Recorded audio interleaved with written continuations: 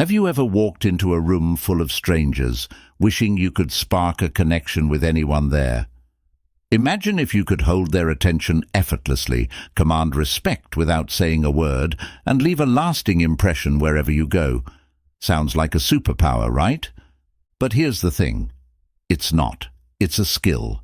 And the best part, anyone can learn it, including you. In this video, I'm going to reveal the secrets to speaking to anyone, connecting instantly, and leaving people thinking, wow, I want to hear more from them. Whether you're shy, anxious, or just looking to level up your communication game, this is the ultimate guide you've been waiting for. Get ready to transform the way you connect with people forever. Because once you unlock these skills, you'll never feel invisible in a crowd again. Let's dive in. Chapter 1. The First Impression Code. How to captivate anyone instantly. The moment you meet someone, you have just seconds to make an impression. In those few seconds, you can decide if they'll remember you as confident, interesting, and trustworthy, or forget you entirely. It's all about your body language, tone, and the energy you project. Imagine walking into a room and having everyone's eyes naturally drawn to you. It's not magic, it's the power of your first impression. The key? Stand tall, smile, and make eye contact.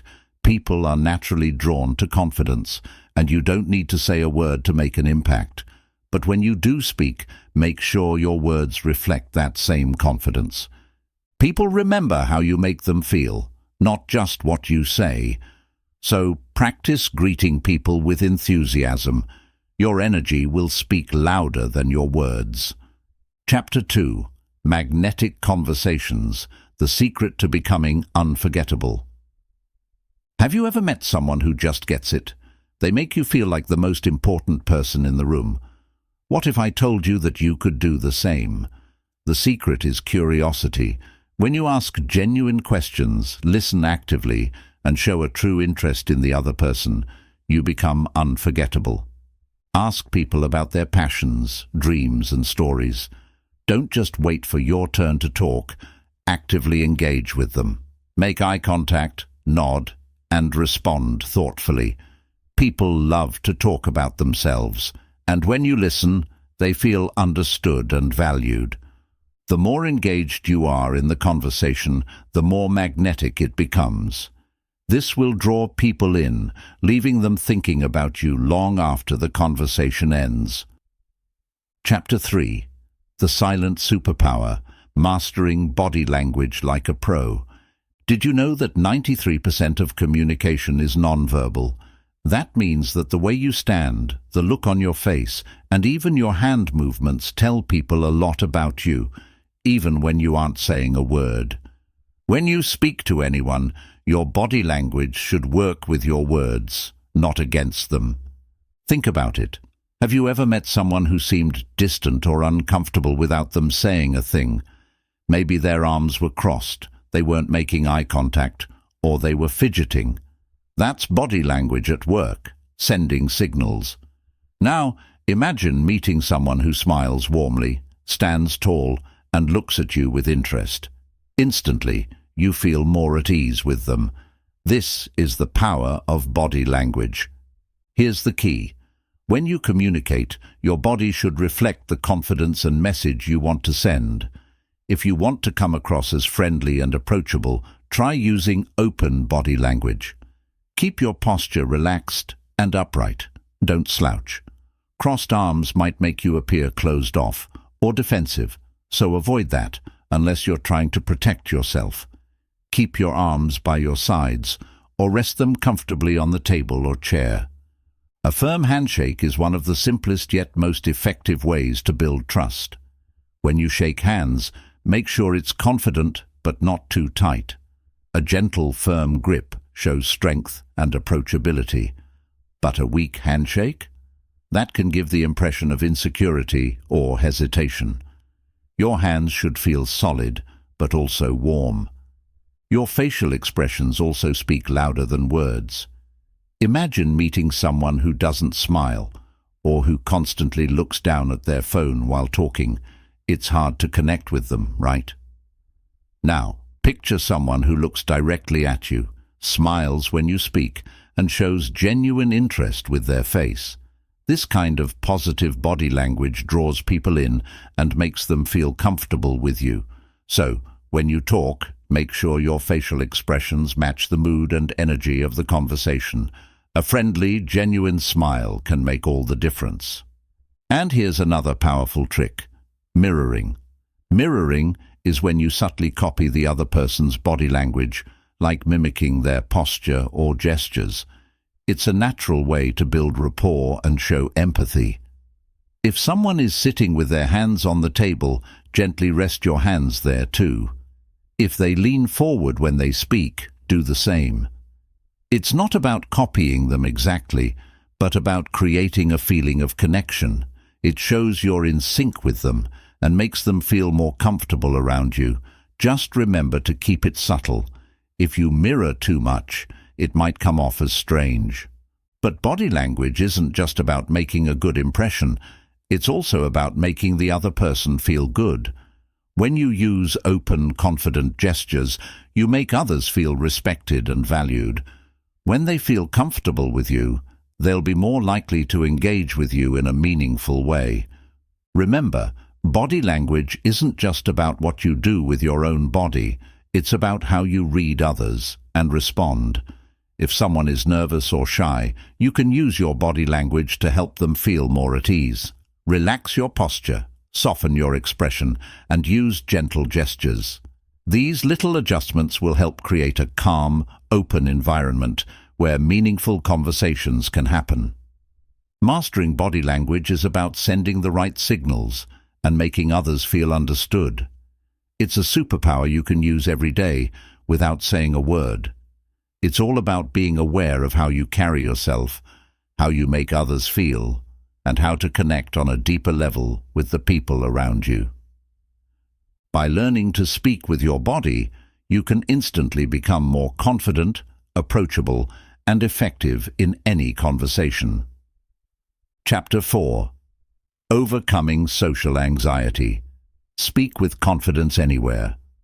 Let's face it, speaking to someone new or entering a crowded room can feel intimidating. The nervousness, the sweaty palms, the racing heart. It's not unusual to feel anxious, but the key is not letting that fear control you. What if you could speak with confidence anywhere, even in the most overwhelming situations? Overcoming social anxiety is not about erasing all the nervousness. It's about learning how to manage it and still show up with your best self.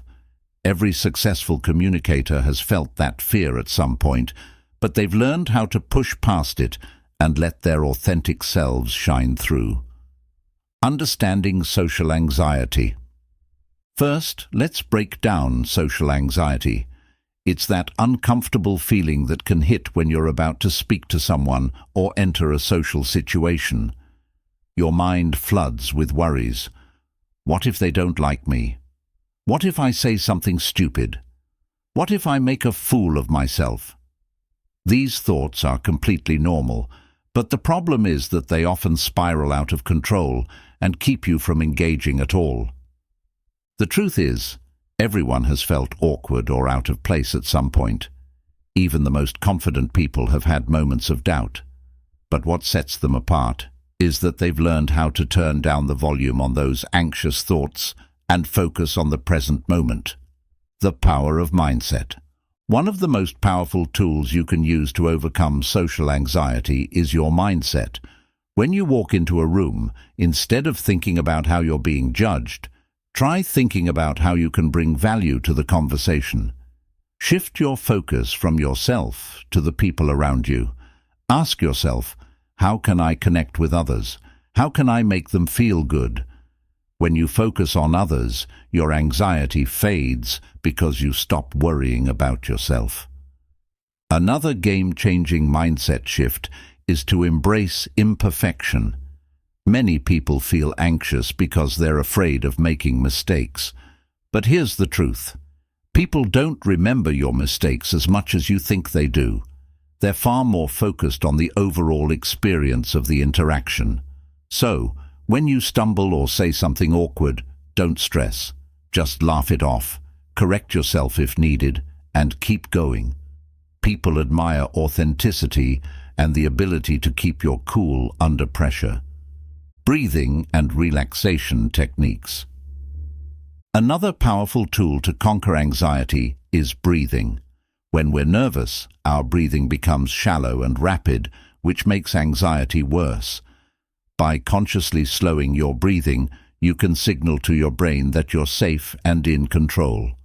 Deep breathing helps calm your nervous system, relax your muscles, and give you that sense of confidence to handle any situation. A simple technique is the 4-7-8 method. Inhale for 4 counts, hold your breath for 7 counts, and exhale slowly for 8 counts. Do this a few times before entering a conversation or a social situation, and you'll feel your body begin to relax. This simple practice can be your secret weapon to manage anxiety and shift into a confident state. Power poses. Fake it till you make it. Another way to boost your confidence is through power poses. Yes, standing tall and taking up space can make a real difference in how you feel. Amy Cuddy, a social psychologist, found that adopting certain body postures can change the levels of testosterone and cortisol in your brain, meaning you can actually make yourself feel more powerful by changing your body. Try this. Before speaking in front of others, take a moment to stand tall, shoulders back, and chest open. Stand like a superhero, hands on your hips or with your arms raised. This sends a signal to your brain that you're in control, and it boosts your feelings of power and confidence. Even if you're nervous inside, your body can trick your mind into feeling more confident. Preparation and small wins. Confidence comes from practice, and the more you practice putting yourself in situations that make you uncomfortable, the easier it becomes. Start small. You don't have to dive into a large party or public speaking event right away. Begin by making small talk with a cashier, a colleague, or someone you see regularly. Ask them about their day or give them a compliment. Little by little, you'll build the muscle of confidence. Another way to prepare yourself is by rehearsing scenarios in your mind. Imagine walking into a room and making an introduction with ease. Picture yourself speaking clearly with a confident tone. Visualize how the conversation will go. These mental rehearsals help program your brain to feel more at ease when the real moment arrives. Focus on the conversation, not yourself. When we're anxious, we tend to focus on ourselves, our appearance, our words, and how we're coming across to others. This can spiral into self-doubt. The key to overcoming this is to shift the focus from yourself to the conversation and the other person. Instead of thinking, "How am I doing?" think, "How can I help this person? What can I learn from them?" When you make the other person the center of your attention, it eases the pressure on you. You start listening more actively, and the conversation becomes a two-way flow of connection.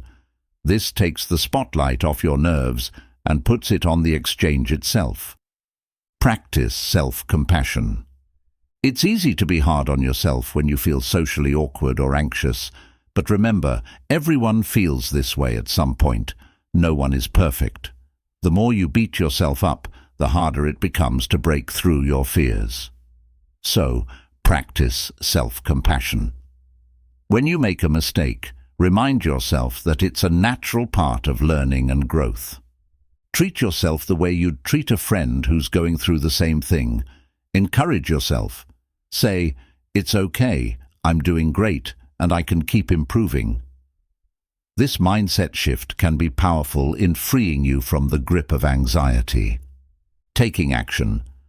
The most important part of overcoming social anxiety is taking action. The more you put yourself in situations that challenge your comfort zone, the less fear will hold you back. So, Step into conversations with courage, even if you feel nervous. The more you practice, the more confident you'll become. Start with low-pressure situations, like chatting with a neighbor or a colleague. Gradually increase the difficulty as you gain confidence. Maybe it's speaking up in a meeting or striking up a conversation at a party. Each time you take that leap, you'll prove to yourself that you can handle it. Social anxiety doesn't have to control you. By changing your mindset, practicing relaxation techniques, and taking small, confident steps, you can transform your anxiety into a source of power. Confidence comes with time, practice, and patience. So, take a deep breath, straighten your shoulders, and step into your next conversation with ease. Remember, the more you embrace your authentic self, the less you'll feel the need to be perfect. It's not about getting rid of your nerves. It's about learning how to manage them and speaking from a place of confidence, no matter what the situation. Chapter 5. The Art of Active Listening. Unlock Hidden Connections. When you think about communication, what's the first thing that comes to mind? Most people immediately think of words, the things we say. But here's something fascinating. 93% of communication is nonverbal. That means that the way you stand, the way you move, the look on your face, and the gestures you make, these silent signals can speak volumes. Your body language plays a crucial role in how you communicate with others, and it can either enhance your message or completely undermine it. You've probably heard the phrase, "Actions speak louder than words."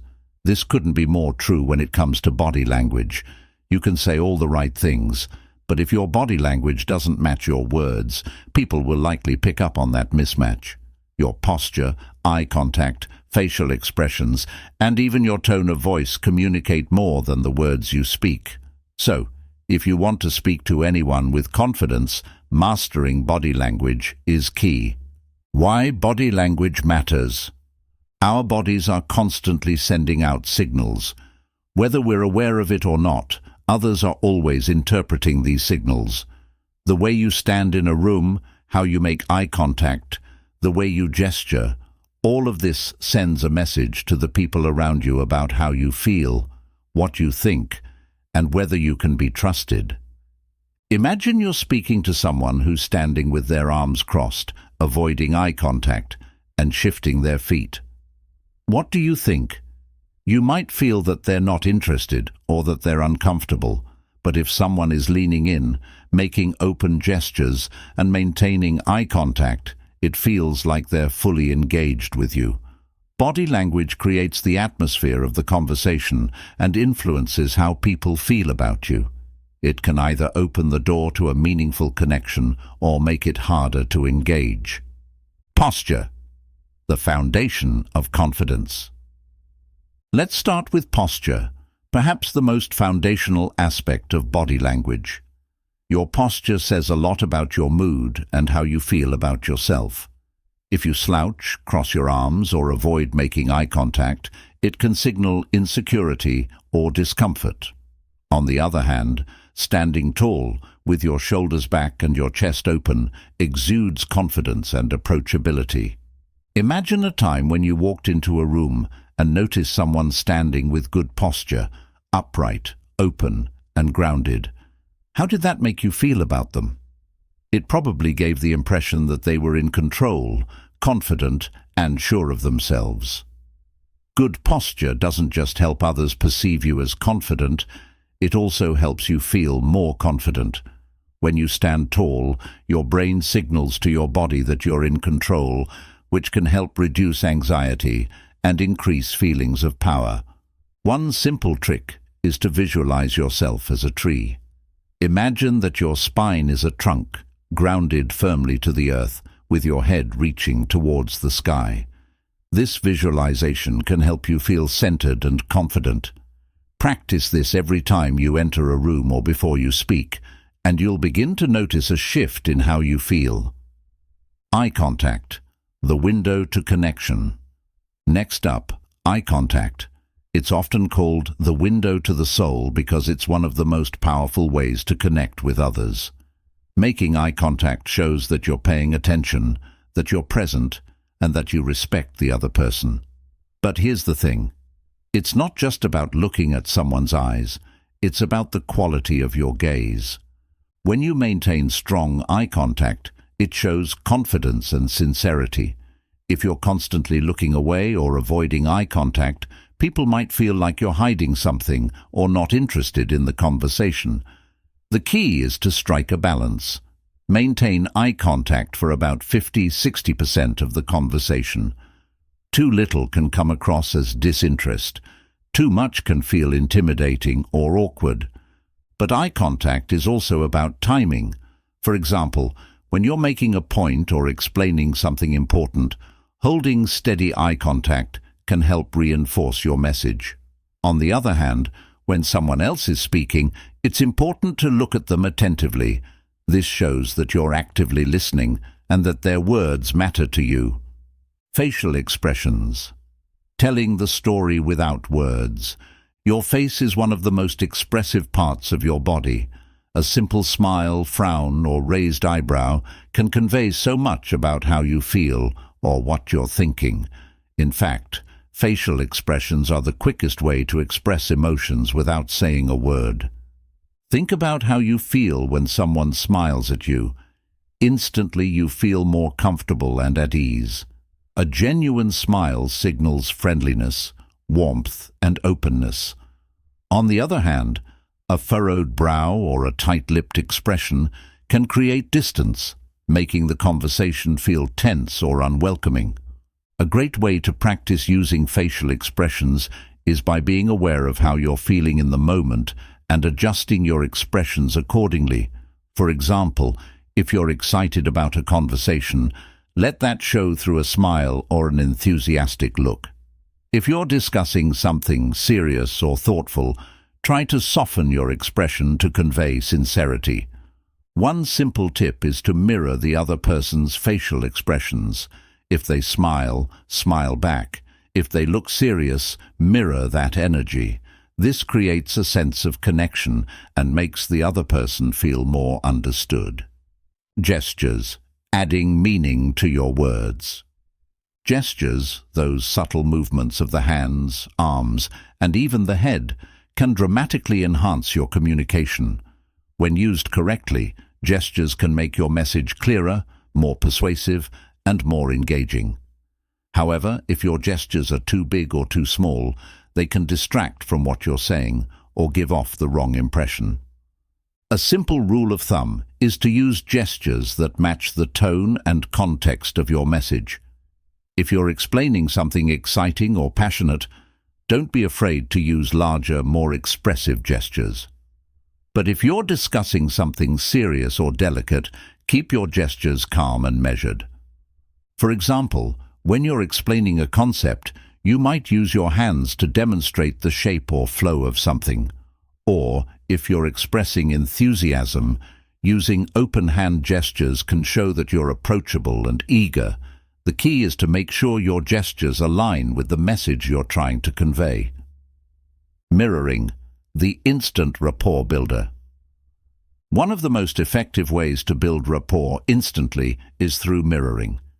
This technique involves subtly mimicking the other person's gestures, posture, or facial expressions.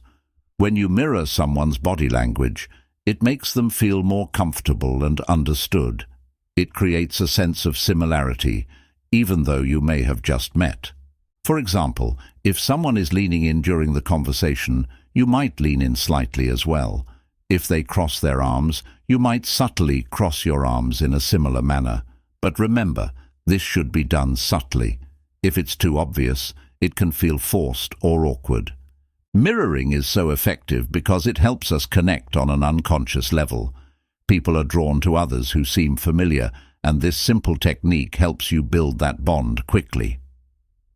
The power of silence, letting your body speak. Finally, let's talk about the power of silence. Sometimes, silence can be more powerful than words. When you pause during a conversation, your body language fills in the gap.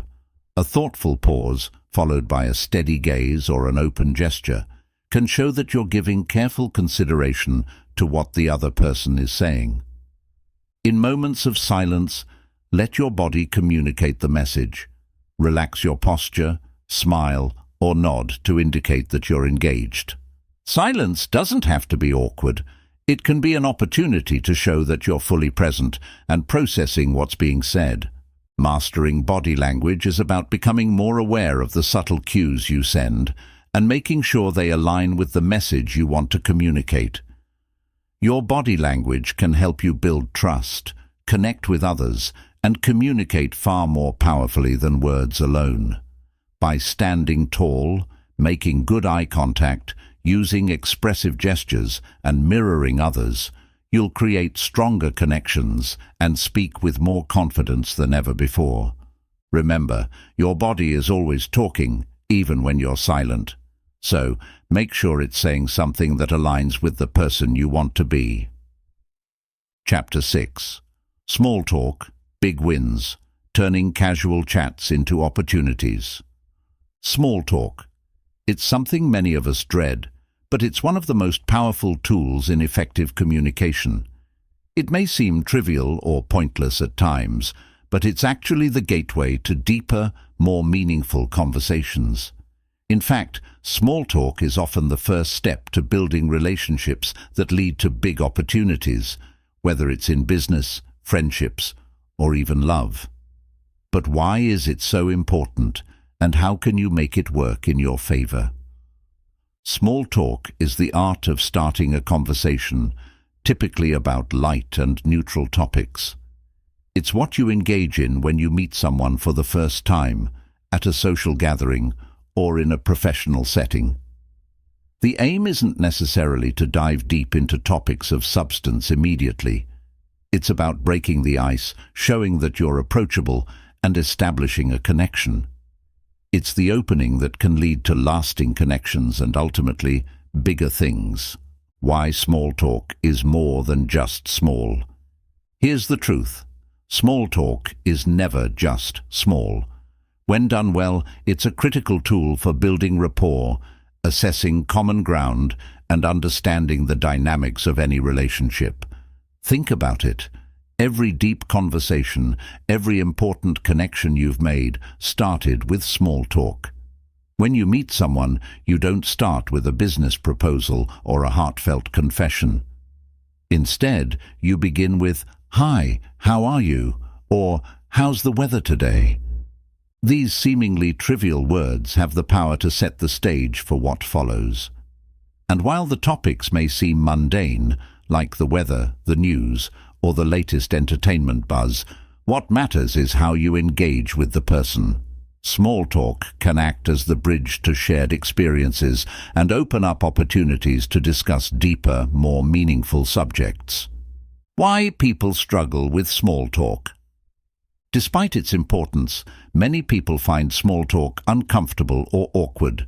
You may worry about running out of things to say or fear that you'll sound boring. Social anxiety is a common barrier, as people often overthink what they should say or how they come across. But small talk doesn't require you to be a master conversationalist. It's about being present and showing genuine interest in the other person. One of the biggest challenges with small talk is not knowing how to keep it flowing. You might get caught in a lull after the initial exchange, or the conversation might feel forced or unnatural. And that's perfectly normal. Small talk isn't meant to be perfect. It's simply a way to warm up, break the ice, and gauge whether you and the other person are in sync. The secret to successful small talk: curiosity and active listening. The key to making small talk work for you is curiosity. People love to talk about themselves, and when you show genuine interest in others, the conversation becomes much easier. Ask open-ended questions, questions that require more than just a yes or no answer. Questions like, "What's been the highlight of your week so far?" "I heard you mention that you're into insert hobby or interest. How did you get started with that?" Have you read or watched anything interesting lately? These questions encourage the other person to share more, and they also help you discover common ground. Curiosity keeps the conversation flowing smoothly. Active listening also plays a huge role here. Active listening means paying full attention to what the other person is saying without interrupting or thinking about your next response. When you truly listen, you can build upon what they've said and deepen the conversation. For example, if someone mentions that they enjoy hiking, instead of immediately talking about your own experiences, you could follow up with, "What's your favorite hiking trail?" This shows you're listening and care about their experiences. Reflecting back their answers or asking follow-up questions keeps the conversation dynamic and engaging. How to keep the conversation flowing? One of the biggest fears with small talk is the awkward silence. It's easy to get stuck in a lull and not know how to keep the conversation going. But here's the secret. Silence isn't always a bad thing. Sometimes it's simply a moment for both people to collect their thoughts or enjoy each other's company. Don't feel the pressure to constantly fill every gap with words. However, if the silence feels uncomfortable and the conversation is stalling, try to introduce a new topic. You can ask something simple like, "Have you traveled anywhere exciting recently? Do you have any plans for the weekend? I've been reading about insert topic. What do you think about that?" The goal is to introduce fresh ideas that allow the other person to share their thoughts, while also maintaining a natural rhythm in the conversation. The power of compliments in small talk. One tool you can use in small talk that works wonders is the compliment. Compliments, when sincere, can break the ice and build immediate rapport. However, compliments need to be specific and genuine to be effective. Instead of a general, "You look nice today," try something more personal like, "I really like how you coordinated your outfit. The colors are so vibrant. It really suits you." This feels more thoughtful and can help the other person feel valued. But remember, compliments should never feel forced. If they're done with authenticity and tact, compliments make people feel good and can open the door to more in-depth conversation. Turning small talk into big opportunities. So, how do you go from small talk to big opportunities? The key lies in building on the connection you've made. Small talk lays the groundwork for a potential relationship, but it's what you do next that turns it into something bigger. Follow up. If you meet someone at a networking event or social gathering, send them a message later on. Mention something you discussed during your small talk and suggest continuing the conversation. For instance, "It was great chatting with you about hiking last night. I'd love to hear more about your favorite trails." Show genuine interest. Don't just talk about yourself or jump straight to business. The deeper you get into the conversation, the more you'll learn about the other person's interests, goals, and experiences. This opens the door to professional opportunities, collaborations, or even friendships. Small talk can lead to big things if you approach it with the right mindset. When you listen actively, engage with curiosity, and keep the conversation natural, you'll find that small talk can turn into a meaningful relationship or opportunity in no time. The art of making small talk more engaging. The secret to making small talk less awkward and more enjoyable lies in your mindset. Instead of seeing it as a chore, view it as a chance to connect with others and learn something new. Small talk isn't about impressing people or having a perfect conversation. It's about building rapport, making others feel comfortable, and finding common ground. The next time you're in a social setting or networking event, remember these key points. Be present. Focus on the person in front of you, not just on your next question. Ask open-ended questions. Give the other person the chance to share more about themselves. Practice active listening. Respond thoughtfully and reflect back what you hear. don't fear silence. Sometimes a pause can be just as powerful as a conversation. Keep it light and positive. Small talk should be enjoyable, not stressful. Mastering the art of small talk can help you connect more easily with others, whether you're at a party, a business meeting, or just in line at the grocery store. With practice, you'll turn those simple exchanges into deeper connections and opportunities that could change your life. Chapter 7. Storytelling Mastery. How to hold anyone's attention. Storytelling is one of the most powerful tools you can use in communication. Think about it. Whether you're trying to inspire, persuade, or entertain, stories have the ability to capture people's attention in a way that facts and figures simply can't. If you want to speak to anyone and make a lasting impression, storytelling is the key to making your message unforgettable. Why storytelling is so powerful? Humans are wired for stories. From the time we were children, we were surrounded by stories. Fairy tales, fables, myths, and legends. Stories are not just a form of entertainment. They are a fundamental part of how we make sense of the world.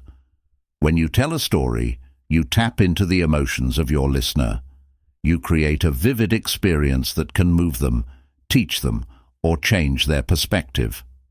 The power of storytelling lies in its ability to engage the heart and mind simultaneously. A well-told story can stir emotions, challenge beliefs, and inspire action, whether it's an inspiring tale of perseverance, a funny anecdote, or a life lesson learned through hardship. A good story leaves an impression that lasts far longer than a list of facts or instructions. But why does storytelling work so well? The answer is simple. Stories connect us. They take us on a journey, often involving characters, conflicts, and resolutions, elements that reflect our own experiences. We see ourselves in stories, and we remember them because they resonate with us emotionally.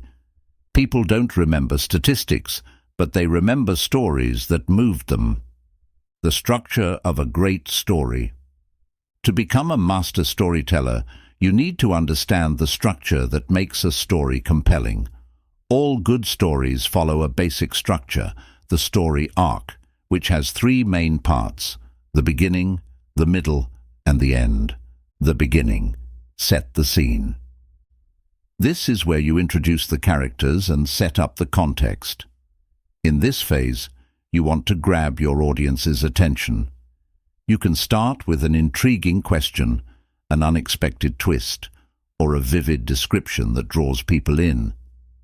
Establish the who, what, and where of the story. Make it relatable so your audience knows why they should care. For example, if you're telling a story about overcoming challenges, you might begin with a moment of vulnerability, like a personal setback. I remember the moment I thought my dreams were shattered. This immediately makes people curious about what happens next. The middle, the conflict or challenge. This is where the drama unfolds. In the middle of every great story, there's a challenge or a problem that the protagonist must face. It's what keeps your audience on the edge of their seats. This phase should be engaging, filled with tension, and it should create a sense of uncertainty. Will the protagonist succeed or fail? The conflict can be external, like fighting against an enemy, or internal, like struggling with self-doubt. The key is that it should feel real to the listener. People love to root for someone who faces obstacles they can relate to. The harder I worked, the more I felt like I was falling behind. The end, the resolution. This is where the story reaches its climax and the conflict is resolved. It's the payoff that ties everything together. The resolution should leave your audience with a sense of closure. Whether it's a happy ending, a valuable lesson, or a new perspective, you want them to walk away feeling like they've experienced something important. For example, after overcoming the struggle, you might say, It wasn't easy, but by taking small steps every day, I found my way to success. This kind of ending offers hope and shows that even in the face of adversity, progress is possible. Tips for engaging your audience with stories. Know your audience. To tell a powerful story, you must understand who you're speaking to. What are their interests, struggles, and values? Tailor your story to resonate with them. If you're speaking to a group of professionals, for example, you might tell a story about business challenges or leadership. If you're talking to a group of students, you could focus on overcoming academic hurdles or personal growth. Be authentic and vulnerable. People connect with real stories, not perfect ones. Don't be afraid to show your flaws, fears, and mistakes. Vulnerability is a powerful tool because it shows your human side. When you share your personal struggles, your audience feels that they can relate to you. It makes you more approachable and trustworthy. Use emotion to drive the story. Emotions are the engine of a great story. Make your audience feel something, whether it's joy, sadness, excitement, or surprise. A story without emotion falls flat. Think about how your story makes you feel and channel that emotion into your delivery. When you speak with emotion, your listeners will feel it too. Don't just tell a story, live it. Use descriptive language. Paint a picture with your words. The more vivid your descriptions, the more immersive your story becomes.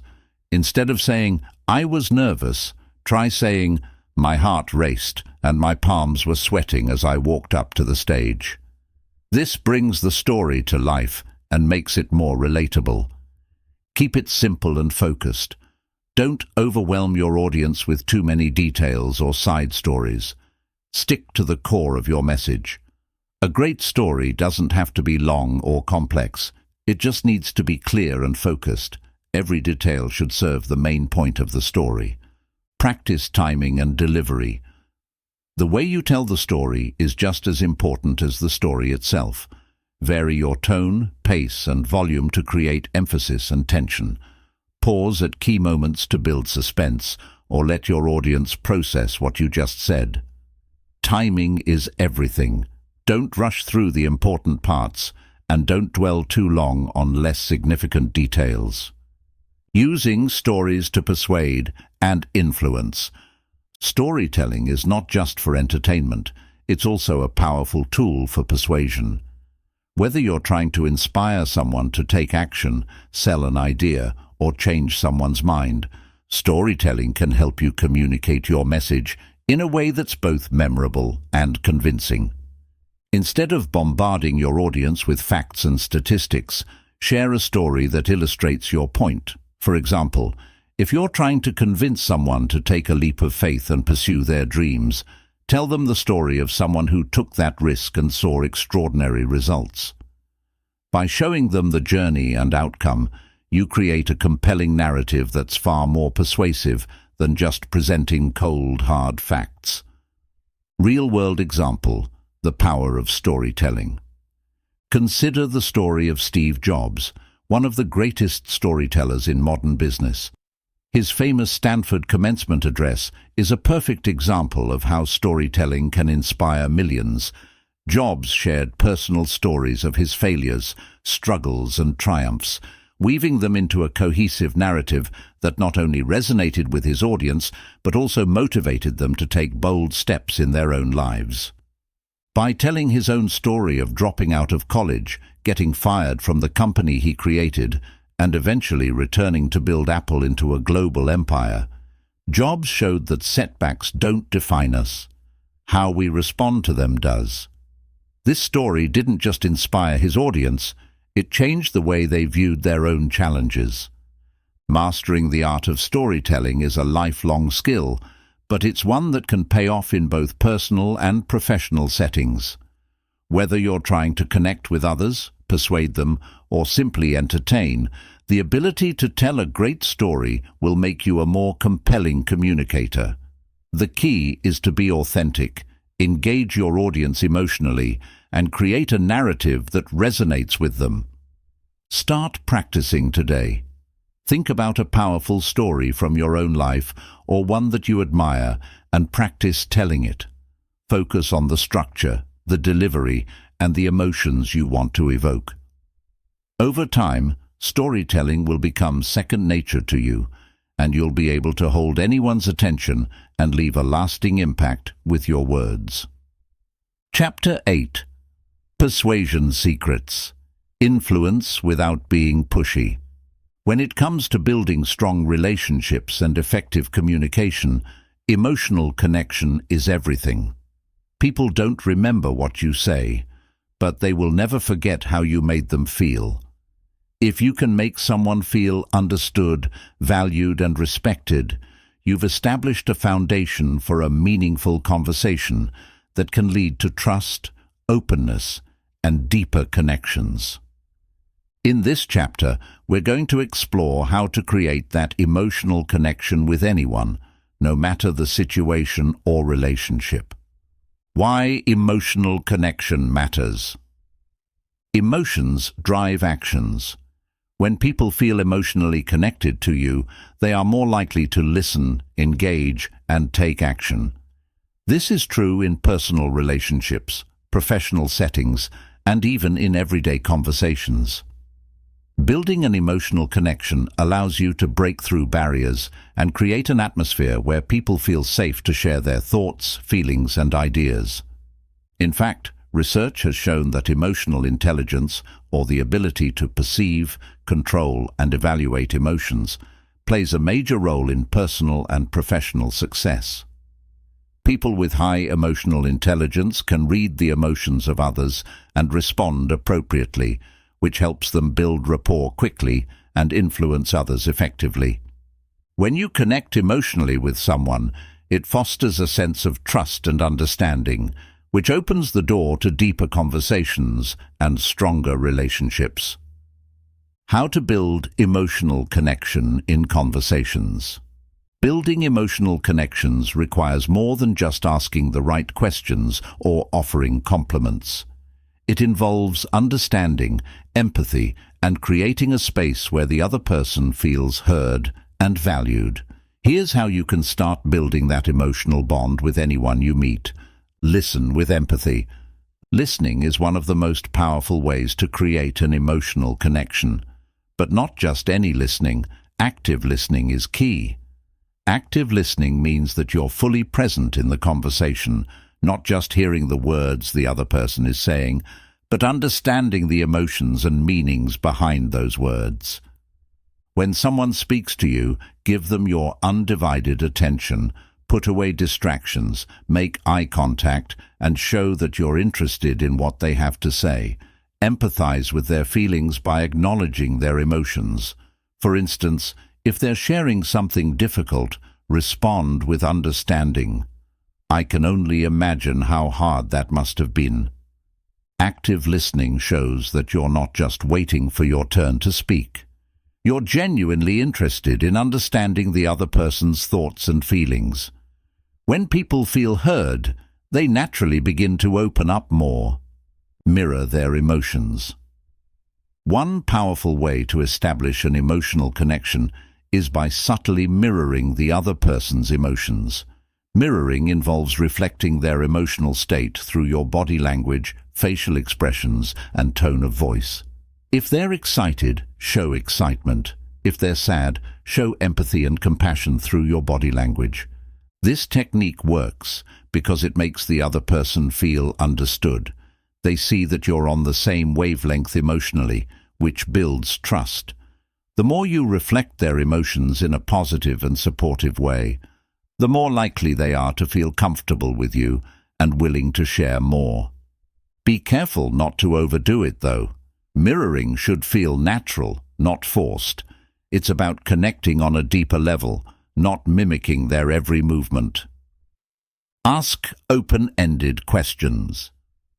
Another great way to build emotional connection is by asking open-ended questions that invite the other person to share their thoughts and feelings. Open-ended questions can't be answered with a simple yes or no. They require the person to elaborate. For example, instead of asking, "Did you have a good weekend?" you might ask, "What was the best part of your weekend?" Or, "How did you feel about what happened this weekend?" This type of question encourages the person to dive deeper into their emotions and share more about their experiences.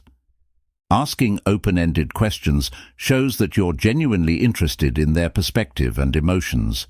It also gives them space to share more about themselves, which strengthens the bond between you. Be vulnerable and share your own emotions. Emotional connection is a two-way street. While it's important to understand and respond to the other person's emotions, it's also essential to be open about your own feelings. Vulnerability creates trust and makes you more relatable. When you share your own emotions, whether they're positive or negative, it shows that you're human and that you're willing to connect on a deeper level. For instance, if you're speaking to a colleague who's feeling overwhelmed at work, you might say, "I've been there too. I remember feeling the same way when I was juggling multiple projects. It's tough, but you'll get through it." By sharing your own struggles, you help the other person feel less alone and more connected to you. Acknowledge their needs and emotions. When someone shares their thoughts and feelings with you, it's important to acknowledge and validate their emotions. Simply saying, "I understand how you feel," can make a huge difference. Validation is an emotional tool that tells the other person that their feelings are important and worth listening to. For example, if a friend is talking about a difficult situation, instead of rushing to fix it or offering advice immediately, you could say, "It sounds like you've been going through a lot. I can see why that would be so frustrating." This shows that you see them, you understand, and you care about their experience. The role of emotional intelligence in communication. Emotional intelligence, EQ, is crucial for building emotional connections. EQ allows you to recognize and manage your own emotions and understand and influence the emotions of others. People with high emotional intelligence tend to be better at creating emotional connections because they can read situations, identify emotions, and respond in ways that foster trust and understanding. You can increase your emotional intelligence by practicing the following: self-awareness, understanding your own emotions and how they affect your communication; self-regulation, managing your emotions in a healthy way, especially in difficult situations; empathy, putting yourself in the other person's shoes to understand their feelings; social skills, building rapport and handling conversations with ease. When you develop your emotional intelligence, you'll be better equipped to connect with others on an emotional level and form lasting relationships. It's easy to create an emotional connection when everything is going well, but how do you build that connection during difficult conversations? Whether you're dealing with a conflict, providing feedback, or discussing a sensitive issue, emotional connection plays an even more critical role in navigating these situations. In challenging moments, your ability to stay calm and empathize with the other person can help de-escalate tension and keep the conversation productive. For instance, if someone is angry or upset, you might say, "I can see this is really frustrating for you. Let's take a step back and figure out how we can solve this together." This not only validates their emotions, but also invites collaboration rather than conflict. In these types of conversations, avoid interrupting or dismissing the other person's feelings. Instead, listen actively, acknowledge their emotions, and seek a solution together. This creates a sense of unity and partnership, even in difficult circumstances. Emotional connection is at the heart of every great conversation. When you make someone feel valued, understood, and emotionally safe, you pave the way for deeper, more meaningful relationships. Whether you're in a personal, professional, or social situation, Knowing how to connect on an emotional level is a game changer for effective communication. Start practicing today by being more present in your conversations, listening actively, and sharing your own emotions openly.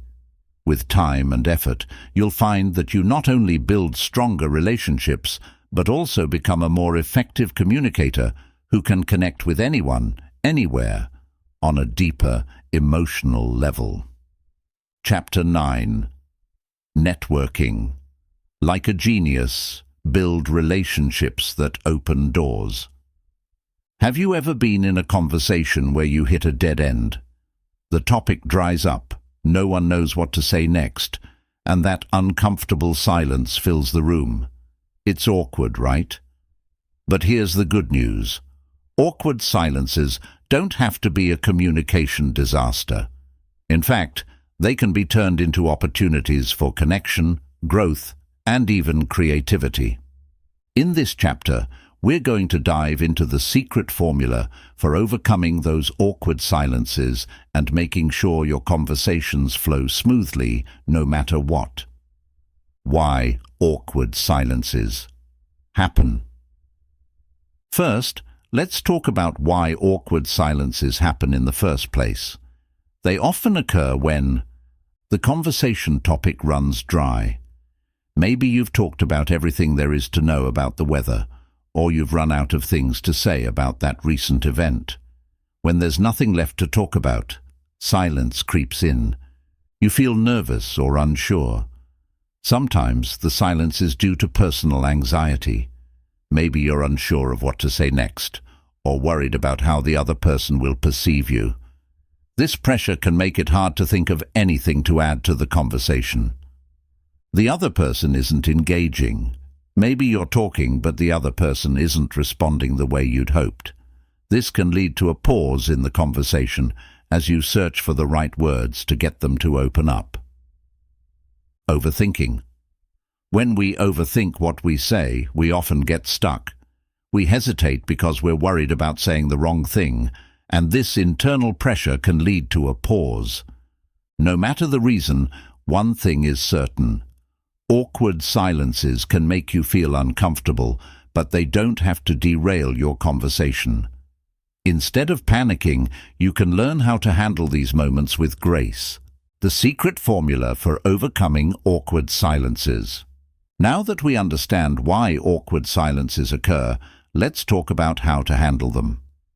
The secret formula involves a mix of mindset, confidence, and simple techniques that will allow you to move through awkward pauses smoothly. Embrace the silence and let it work for you. One of the most powerful ways to handle an awkward silence is to stop fearing it.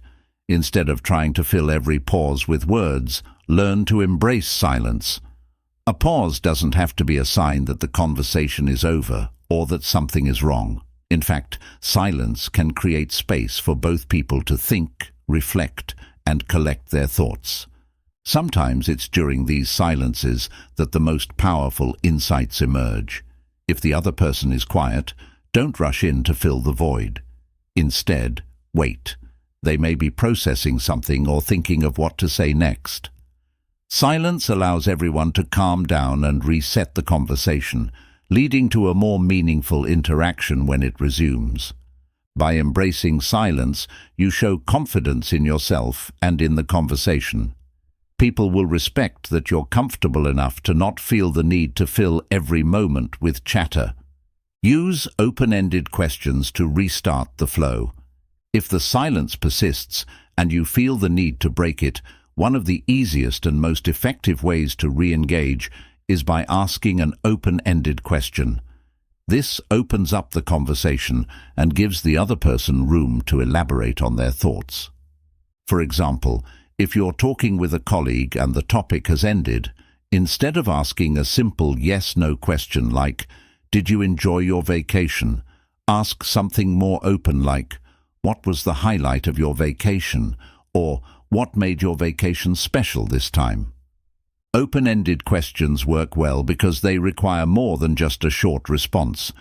They encourage the other person to share more details and give you something to work with to keep the conversation going. Shift the focus to the other person.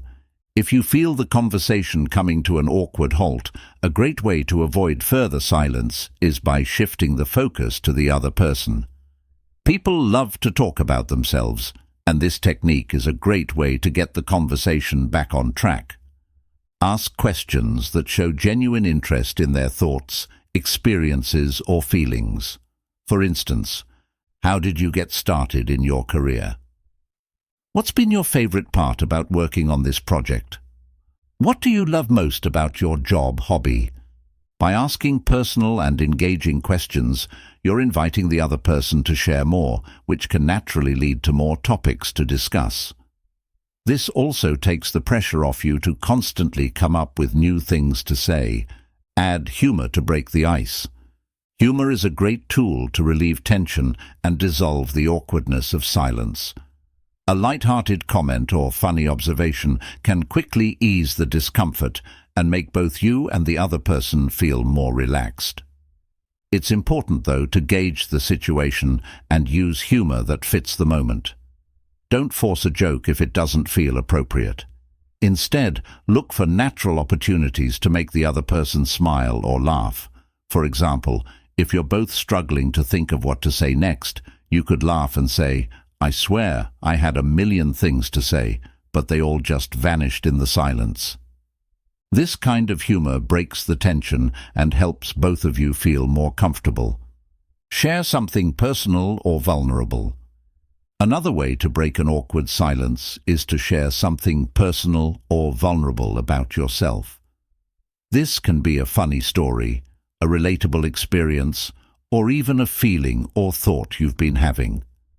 Vulnerability creates emotional connection, and when you open up, it invites the other person to do the same. For instance, you might say, "You know, I had the strangest experience yesterday. I totally forgot my keys at home and had to go back for them in the middle of a meeting." Sharing something light-hearted about yourself can show the other person that it's okay to be imperfect and real, and it may prompt them to share something of their own. Use the power of reflection. If you're struggling to keep the conversation going, another powerful technique is reflecting on what the other person has said. Reflecting shows that you're listening attentively and can lead to a more meaningful dialogue. For example, if your conversation partner talks about their day, you could say, "It sounds like you had a really busy day. What was the highlight of it for you?" By reflecting on their words, you're not just repeating them, but also showing that you understand and value their perspective. Reflection also helps you dig deeper into the topic, which can lead to new avenues for discussion and keep the conversation flowing. Don't be afraid to be direct. If you've been in an uncomfortable silence for too long and nothing else seems to be working, sometimes the best approach is to be direct about it. Acknowledging the silence can actually release the tension. You might say, "I know we've hit a bit of a pause here. Let's change the subject. What's been on your mind lately?" Or, "I'm terrible at coming up with things to say in awkward silences. Let's talk about something random. What's the last thing you Googled?" Being candid about the silence can lighten the mood and take the pressure off, allowing both of you to relax and get back to the conversation. Awkward silences don't have to be a barrier to meaningful conversation. In fact, with the right mindset and tools, you can turn them into opportunities for connection, reflection, and even laughter. By embracing silence, asking open-ended questions, and using humor or vulnerability, you can easily navigate these moments and keep your conversations flowing smoothly. Remember, silence is not the enemy of communication. It's a natural part of it.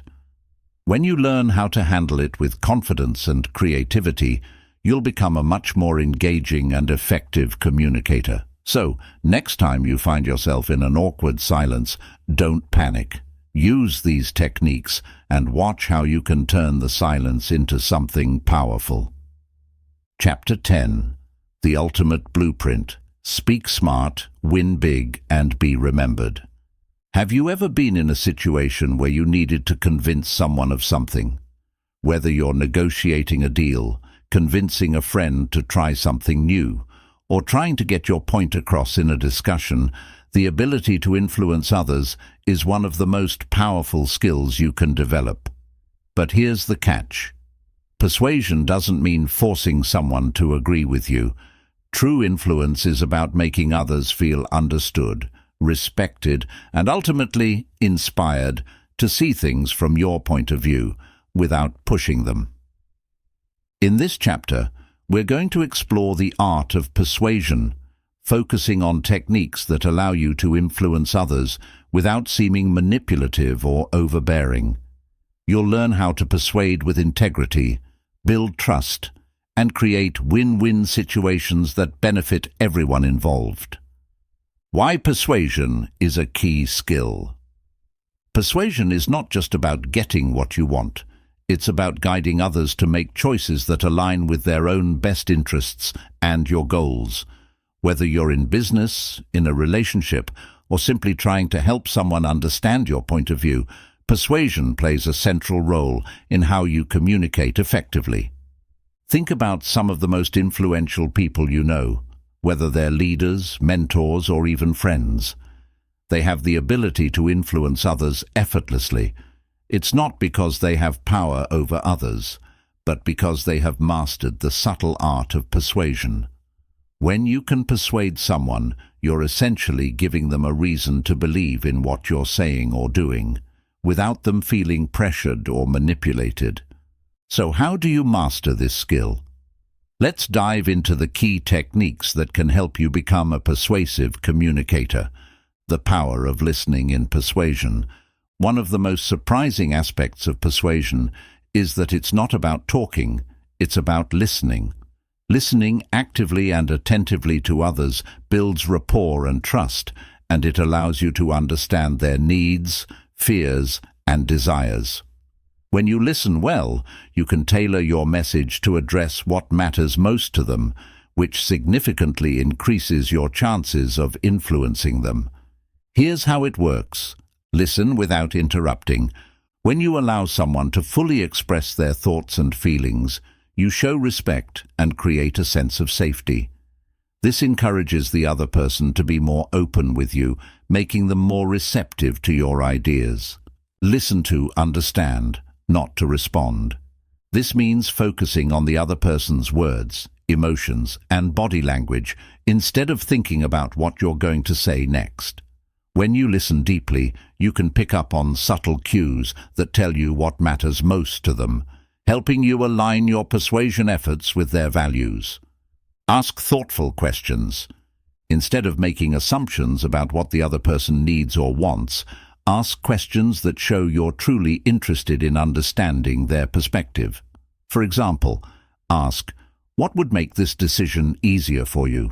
Or, "What's your biggest concern about this?" By listening actively, you not only build trust, but also gather the information you need to make your message more relevant and persuasive. Find common ground. To persuade someone, you first need to connect with them. Finding common ground is one of the most powerful ways to establish rapport and make others feel comfortable. When you can show that you share similar values, interests, or goals, you create a sense of unity that makes it easier to influence their thinking. Here's how to do it. Identify shared values. Whether you're trying to persuade someone at work or in your personal life, start by identifying values you both care about.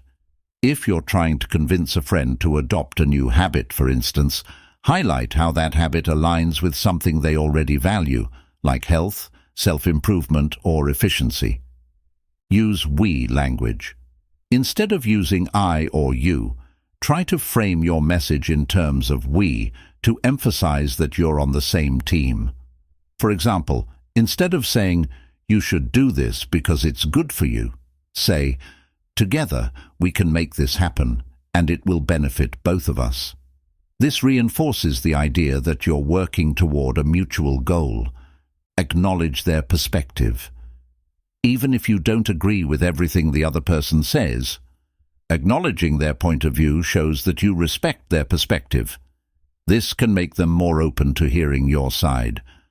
By building common ground, you help the other person feel understood and valued, which makes them more likely to listen to you and be persuaded by your ideas. The power of framing, presenting your ideas in the right light. Framing is a technique that involves presenting your ideas in a way that makes them more appealing or persuasive. How you frame your message can make a huge difference in how it's received. Here's how to use framing effectively. Highlight the benefits, not the features. People care more about how something will improve their lives than the details of how it works. When presenting your idea, focus on the outcomes and how it will benefit the other person. For instance, instead of focusing on the features of a product, emphasize how it will make their life easier, save them time, or improve their well-being. Use positive language. The way you frame your language can change how the message is perceived. Instead of saying, "If we don't act now, we'll miss our chance," try framing it positively. "If we act now, we can take advantage of this opportunity." Positive language creates a sense of excitement and urgency that draws people in. Frame for the long term. Persuasion often works best when you frame your message in terms of long-term benefits. Show the person how your idea will not only help them in the short term, but also set them up for success in the future. By framing your ideas in the right way, you increase the likelihood that the other person will see the value in your suggestion and be persuaded by it. The role of reciprocity in persuasion. Reciprocity is a powerful psychological principle that says, when someone does something for us, we feel an obligation to return the favor. In the context of persuasion, this means that when you give something to others, whether it's information, support, or a small gift, they're more likely to feel compelled to help or agree with you in return. Here's how to leverage reciprocity in persuasion. Give value up front. One of the best ways to use reciprocity is by giving something of value to the other person without expecting anything in return. This could be offering helpful advice, sharing useful resources, or even simply showing kindness. When you give first, the other person is more likely to feel grateful and be open to your ideas. Make small concessions. If you're negotiating or trying to persuade someone, offering small concessions or compromises can make a big difference. By showing that you're willing to meet them halfway, you encourage them to reciprocate and agree to your terms. Create a sense of indebtedness. When you provide something of value, the other person may feel a subtle sense of obligation to help you out in return. Use this to your advantage by framing your requests or suggestions as part of a mutually beneficial exchange. The subtle art of persuasion. Using your tone and timing. Finally, one of the most important aspects of persuasion is timing and tone. How you say something can be just as important as what you say. Timing is key. Know when to bring up your persuasive argument. If someone is in a bad mood, or if they're overwhelmed with information, it might not be the best time to persuade them. Wait for the right moment, when they're more likely to be receptive to your message. Adjust your tone. Your tone should match the context and your message. If you're trying to persuade someone to take action, be assertive and confident. If you're aiming to build rapport and trust, soften your tone and use more empathetic language. Use pauses effectively. Pauses can be incredibly powerful in persuasion. By allowing moments of silence, you give the other person time to think, reflect, and internalize what you're saying. This can make your message even more persuasive. Mastering the art of persuasion is about more than just getting what you want. It's about connecting with others in a way that is mutually beneficial. By listening attentively, finding common ground, framing your ideas positively, using reciprocity, and adjusting your tone and timing, you can persuade without being pushy or manipulative. Remember, Persuasion is not about control. It's about creating win-win situations where both parties feel understood, respected, and valued. When you master these techniques, you'll find that persuasion becomes a natural part of your communication, helping you influence others with confidence, clarity, and integrity.